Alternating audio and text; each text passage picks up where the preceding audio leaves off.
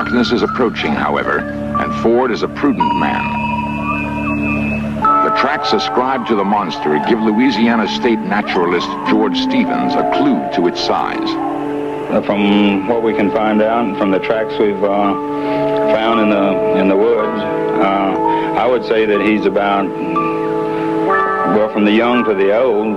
It's hard to estimate how large the young are, but if something like this has a 10 or 12-inch track, and if he puts enough weight on that track to bury in the sand or the mud so deep, then you can estimate something about what he might weigh. So I'd say a full-grown male adult probably would weigh better than 400 pounds, stand about 7, maybe 8 feet tall, and be almost completely covered with hair.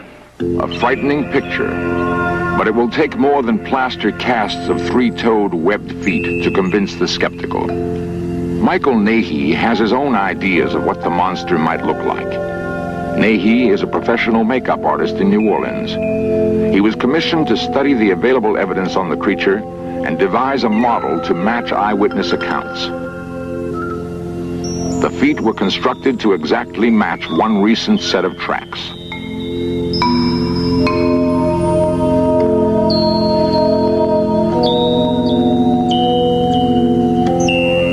The face mask couldn't be as accurate. It does, however, match the descriptions of several eyewitnesses.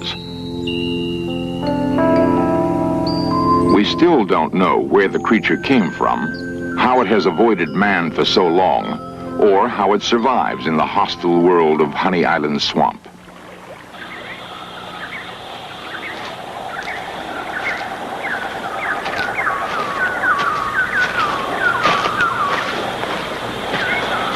If a man can survive in the bayou without tools or fire, it follows that a man-like creature can. Major Gavin Storter is an Army Ranger and specialist in swamp survival. We challenged him to spend some time in the bayou and evaluate his chances of lasting very long.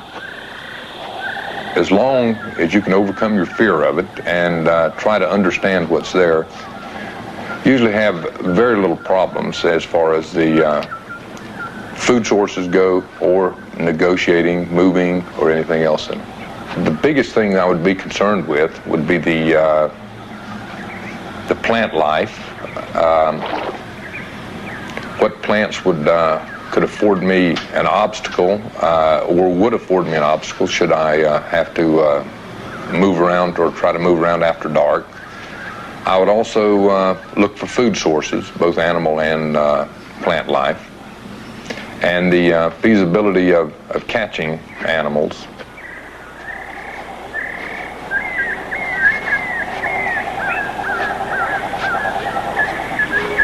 To live and remain healthy, you'd have to spend almost all waking hours, just like an animal, gathering food. Most of the plant life is edible, if you can get it past your mouth. There's palm hearts, which are very good, very tasty. There's a lot of lily-type plants that have large roots that are very edible. Taste a lot like radishes or turnips.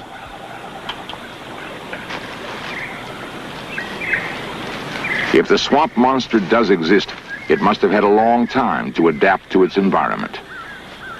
Major Storter's experience suggests that the creature would be omnivorous, including everything from ants to leaves to large animals in its diet.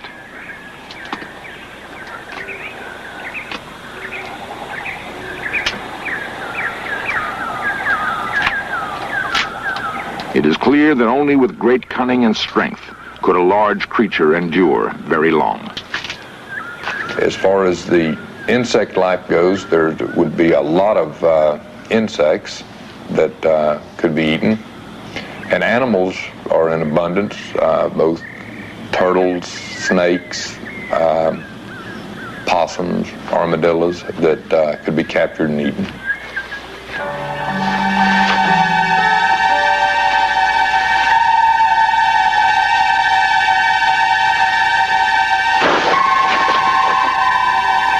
Major Storter teaches that a man's inhibitions can be overcome, that whatever he needs for basic survival is available to him in the swamp.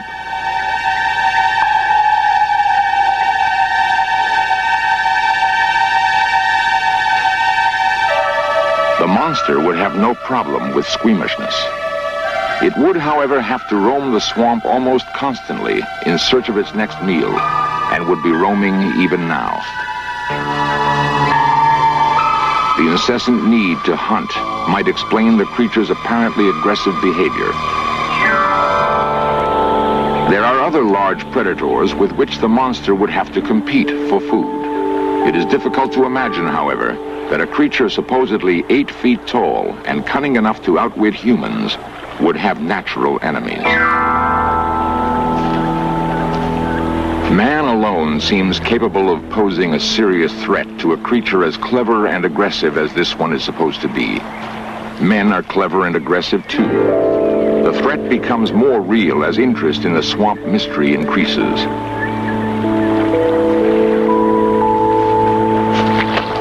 Nature's balance is delicate. So far, however, only a few men have penetrated deep into Honey Island swamp. Man and monster are not in direct competition for food.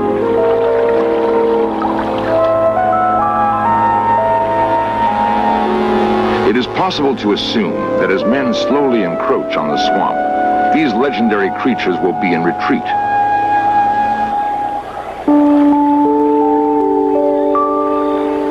There are those who have reason to believe that someday someone will get hurt. My wife and I were going on a fishing trip about 4 years ago. And about 9 o'clock that night, well, I heard this peculiar noise that screamed out down the river, I'd say a half a mile away. Perry Ford and his wife were about to spend the most terrifying night of their lives. My wife wanted me to build a fire, so I was out gathering up wood, you know, to build a big fire. And it screamed again. This time it was closer. I'd say it was maybe 300 yards from us this time. This really scared her, and it scared me. I tried not to let her know it scared me, you know, but so I went ahead and kept on building fires, and less than 10 minutes later it squalled again, and this time it was right on top of us, you know.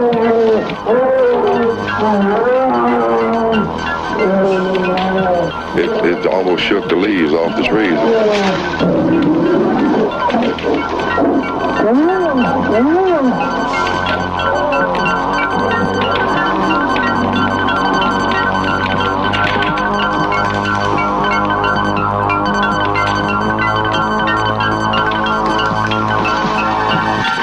What was it that terrorized the Fords that night in the swamp? No one really knows. If we are on a collision course, man and monster, then it will be tragic for both. It would be a pity if it took such a tragedy to finally solve the mystery of the Honey Island monster.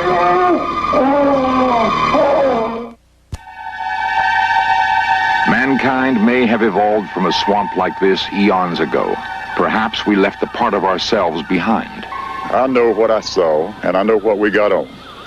And since then, we don't sleep in that camp without a nylon rope on the door or without a loaded gun. From my standpoint, I'll relate it just like it is. And if people believe it, they believe it. If they don't, they don't. We can't control what people think.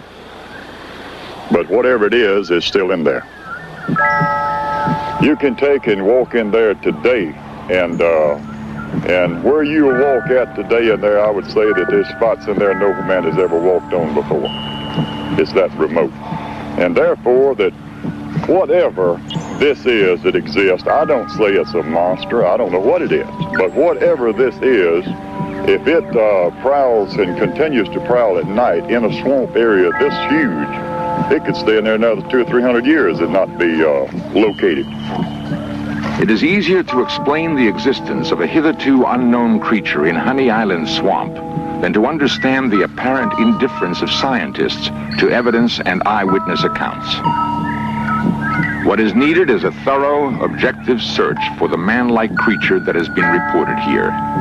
It will not further our progress to turn our backs on what may well be our past.